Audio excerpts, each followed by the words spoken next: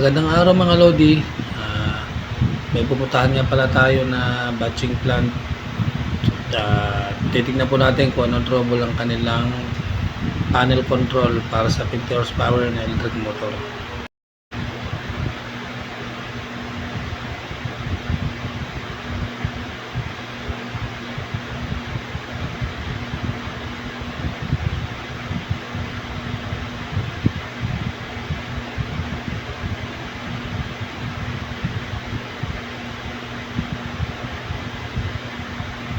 Ayan po mga Lods, malapit na po tayo sa batching plant na pupuntahan po natin.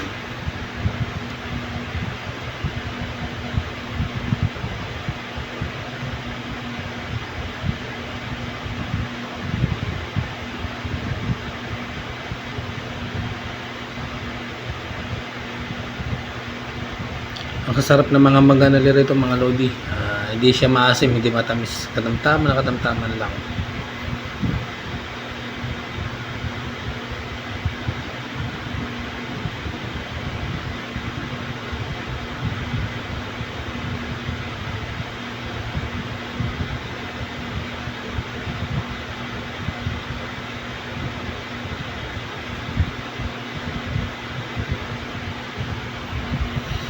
Yan po, natatanaw na natin yung batching plant. Malapit na po tayo.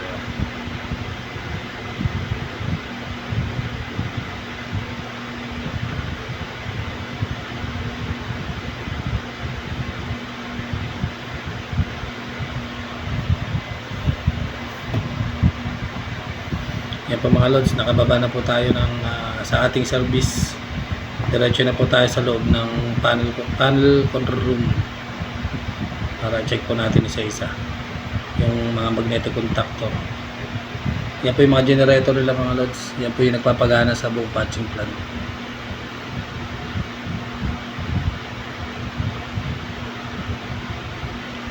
Ayan, pasok na po tayo. Yan po yung mga pindutan nya. Yan naman po yung mga magnetic contactor.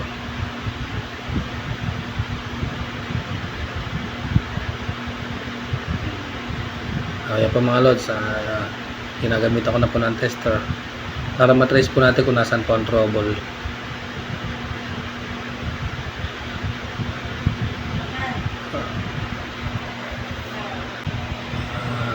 Mukhang okay naman po yung function ng mga magnetic contactor nya. Bale, gagawin po natin, lilipat po tayo sa taas, doon mismo sa pinakabitan ng electric motor. Nandito rin po tayo sa taas mga Lods. Check po natin yung pinakamotor nya kung ano po trouble.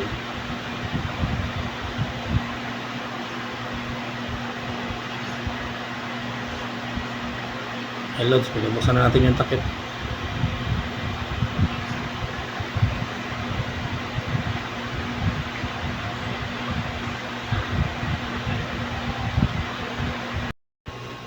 Yan mga Lods, binabakalsa po namin yung motor dahil yung pong motor nya, yan po ang andun po ang trouble, kaya buksan po natin yung loob ng winding.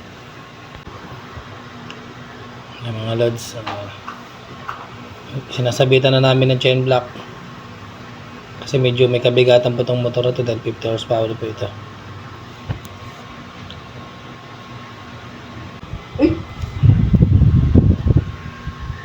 Ayan mga Lods, tinatanggalan po namin yung mga tornilyo isa-isa. Ayan po.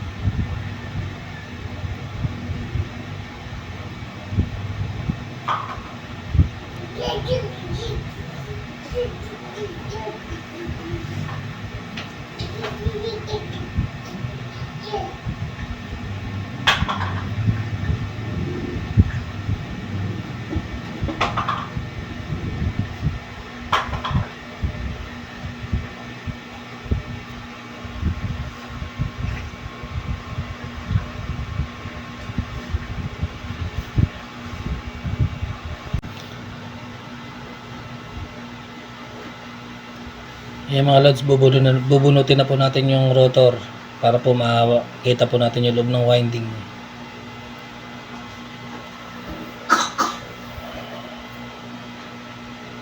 Ayan. Medyo ikuting ingat lang po at kami po nasa pinakataas ng batching. Po, hindi masimas po yung motor. Saga of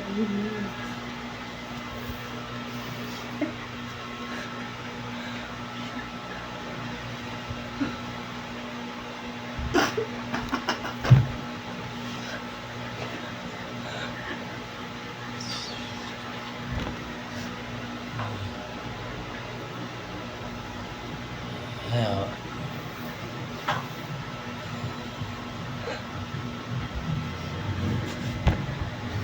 Yan mga lods, nailabas na po namin yung rotor.